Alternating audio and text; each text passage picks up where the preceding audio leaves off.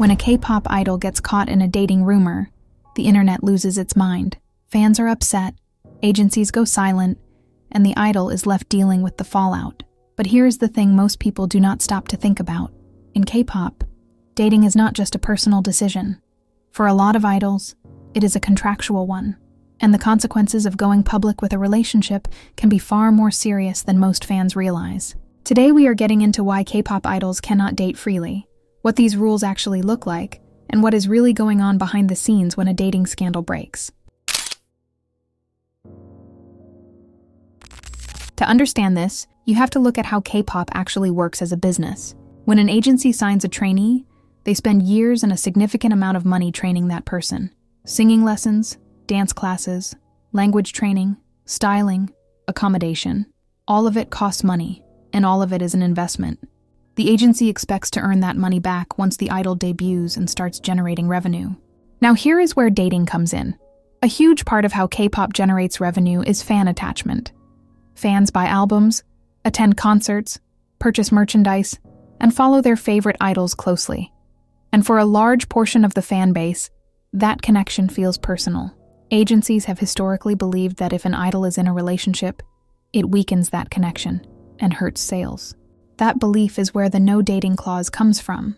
It is a rule written into the idol's contract that either limits or completely restricts them from going public with a relationship, sometimes for the first few years of their career, sometimes for the entire length of the contract. Is it fair? That is a whole separate debate, but that is the reason it exists. When a dating rumor breaks, most fans focus on the reaction, the fan comments, the trending hashtags, the emotional responses online. But while all of that is happening publicly, something very different is happening behind closed doors.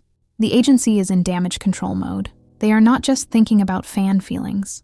They are thinking about brand deals that could be canceled, comeback schedules that could be affected, and broadcast appearances that could be pulled. A dating confirmation is not just an emotional event for fans. For the agency, it is a financial risk assessment. The second thing most people do not know is that many idols keep their relationships secret, not just from the public, but from their own agency. They are essentially living two separate lives, a private one and a public one, often for years at a time. The pressure that comes with that is something most people will never fully understand. And third, these rules are not applied equally to everyone. An idol who is at the peak of their popularity and generating massive revenue for the agency has more room to push back on these restrictions than someone who is still trying to build a fan base. The clause exists in the contract for everyone, but how strictly it gets enforced often depends on how much the agency needs that particular artist at that particular time. This is probably the most well-known example of a no-dating clause being enforced in public. In August 2018, HyunA posted on Instagram confirming that she and her label mate Dawn were in a relationship. The problem was that HYBE Entertainment had already told the press the rumors were not true just days before. When HyunA went ahead and confirmed it anyway, HYBE announced that both artists were being dropped from the label.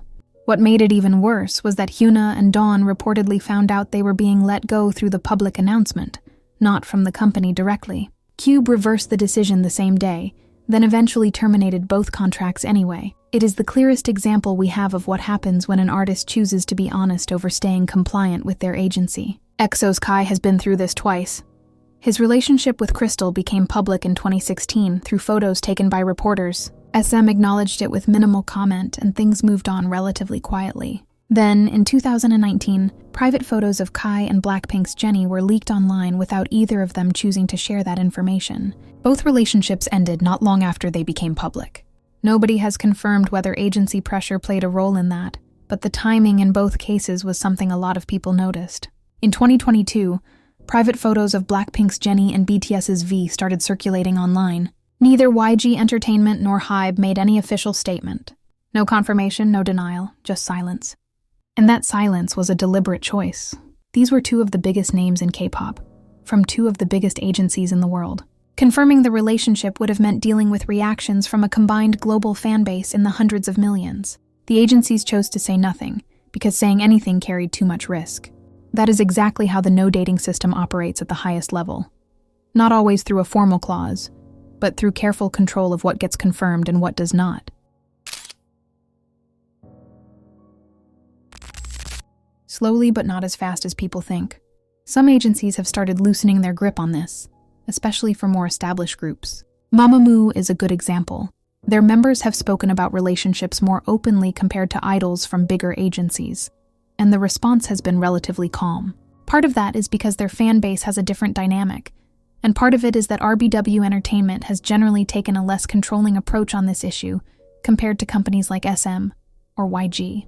There is also a real shift happening among younger fans, especially internationally, who are pushing back against the idea that an idol's personal life should be managed by their employer at all. That conversation is getting louder, and agencies are aware of it. But the core reason these rules exist has not gone away. As long as fan attachment is a major driver of K-pop revenue, agencies will find ways to manage how their artists' personal lives are presented to the public. The clause might get softer over time. The language might change, but the intention behind it is still very much there. At the end of the day, no dating clauses are about one thing: control over public perception. The idol's personal life becomes part of the product, and the agency manages it like any other part of the business. The artists who have dealt with this most publicly, HyunA, Dawn, Kai, Jennie, V, are just the ones we know about.